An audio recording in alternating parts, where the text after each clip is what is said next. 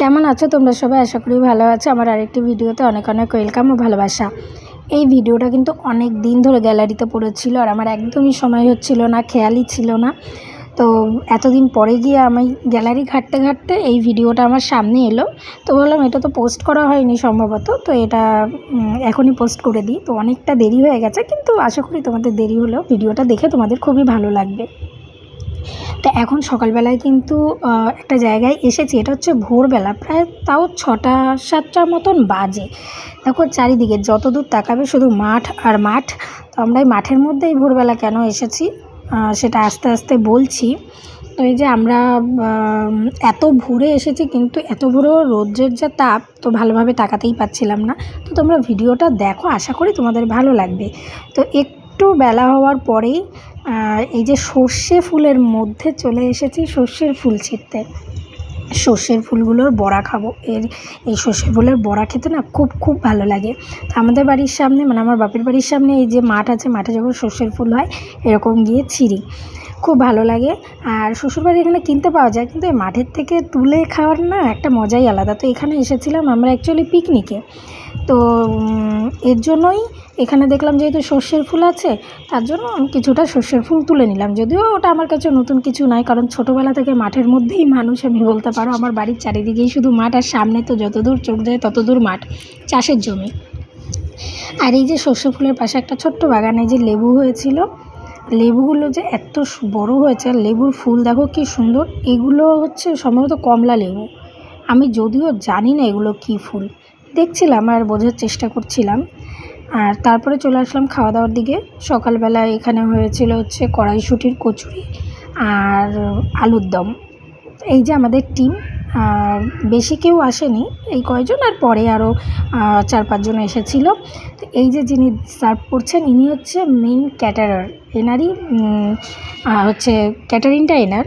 তো খুব ভালো বাপ্পাদা, ওনার নাম হচ্ছে বাপ্পা। আর এই যে এতক্ষণ পরে খাওয়া দাওয়ার পরে বিশ্বজিৎ কিন্তু এসেছে। এটা হচ্ছে একদম লেজি, খুবই লেজি, খুবই অলস টাইপের ছেলে। তো যাই হোক, তারপরে আমি খেতে বসে পড়েছি। প্রথমে ভাবছিলাম যে খাবো না, যেহেতু আমি কচুরি টচুরি খাই না, খুব প্রবলেম হয়। কিন্তু ভাবলাম সবাই এত করে বলছে, তো ভাবলাম একবার টেস্ট করেই দেখি। যদিও এদের খাবারের স্বাদ নিয়ে তো কোনো কথাই হবে না। বাপ্পাদার যে রান্নাবান্না করে অসম্ভব সুন্দর খাবার হয়। আর আমাদের এখানকার বেশিরভাগ অর্ডার এদের, আমাদের এখানে কেন বাইরেও বাপ্পাদার অর্ডার হয়। তো ওখানে হচ্ছিলো চিকেন পকোড়া।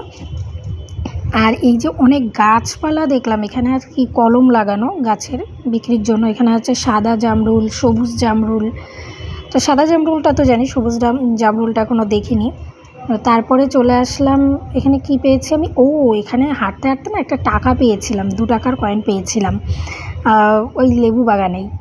চলতে চলতে মনে হলো যেন এটা কি, ওটা কয়েনের মতন লাগছে, গিয়ে দেখি সত্যি সত্যি ওটা 2 টাকার কয়েন। আমরা যেহেতু অনেক ফটো তুলেছিলাম এই লেবু বাগানে এসে, তো আমার মেয়েও আবার লেবু তুলতে গেল, ফটো তুলছিল, পোজ দিচ্ছিল, এক্সপার্ট হয়ে গেছে দেখে দেখে। তো দেখো ফুলটা ছিঁড়ছে, এত সুন্দর লাগছিল ফুলগুলো। তো যাই হোক, আর শীতের বেলায় এই যে মাঠের মধ্যে যে এই যে হালকা রোদটা গায়ে লাগে, রোদ্দুর তো থাকে, রোদ্দুরের ততটা গায়ে লাগে না তেজটা, কিন্তু এই যে আরামটা লাগে না, খুব ভালো লাগে। এই যে আমার বরকে আমি দেখাচ্ছিলাম, এই যে আমি 2 টাকা পেয়েছি, আবার বলছে ওটা ফেলে দাও, পাওয়া জিনিস কখনো মানে ঘরে ঢোকাতে নেই। আর তার পাশে একটা ছোট্ট জায়গায় দেখি, এই যে এটা হচ্ছে কৃষ্ণচূড়া বোধহয়, কৃষ্ণ তুলসী সম্ভবত। তো ভাবছিলাম গাছ নিয়ে যাব, কিন্তু আর পরে গিয়ে মনেই ছিল না। আর এই যে রাজুদা এখানে আমাদের জন্য পকোড়া নিয়ে এসেছে। অনেকটা দূরে আমরা চলে এসেছিলাম, এখানটায় বসে বসে আড্ডা দিচ্ছিলাম, কিছু খাওয়া দাওয়া হচ্ছিল। তো এর জন্য রাজুদা আবার আমাদের জন্য পকোড়াও এখানে নিয়ে আসলো, খেলাম সবাই মিলে ভাগযোগ করে, খুব ভালো লাগছিলো, খুব আনন্দ করলাম। আর এটা হচ্ছে রাজুদার বৌদিও খুব ভালো। আর এই যে মাঠের পাশে একটা বাড়ির পুকুর, এটা তো পুকুরটা এখন পড়ন্ত বিকেল, যেহেতু খুব ভালো লাগছে দেখতে সূর্যের আলোটায়। আর পুকুরে মাছ ছিল, কিন্তু যেহেতু বিকেলবেলা সন্ধ্যা নেমে নেমে আসবে এরকম একটা সময়, এর জন্য মাছগুলো বোঝা যাচ্ছে না। তারপরে হচ্ছে আমরা খেতে বসলাম সবার শেষে। এটা হচ্ছে 8 টিম খেয়ে দিয়ে চলে গেছে, এখন হচ্ছে আমরা বসে পড়েছি খেতে। এই যে বাপ্পাদা সার্ভ করছে। তো তো লাস্টে আমরা এই কজনই বাকি ছিলাম, আমরা আমাদের মতন তারপরে চলে গেলাম। আগে যারা ছিল তারা সবাই চলে গেছে। এখানে মেনু হয়েছিল চিকেন কষা, মটন কষা, তারপরে ডাল, বেগুনি আর স্যালাড, এই হয়েছিল। সব থেকে বেস্ট লাগলো ডাল দিয়ে বেগুন ভাজা দিয়ে খেতে, ওটা হচ্ছে খুবই ভালো, ওর সাথে কোনো কিছুর তুলনা হবে না। আর এমনি অন্যান্য রেসিপিও খুবই ভালো, মানে আমার ভালো লাগে আর কি ওই ডাল দিয়ে খেতে।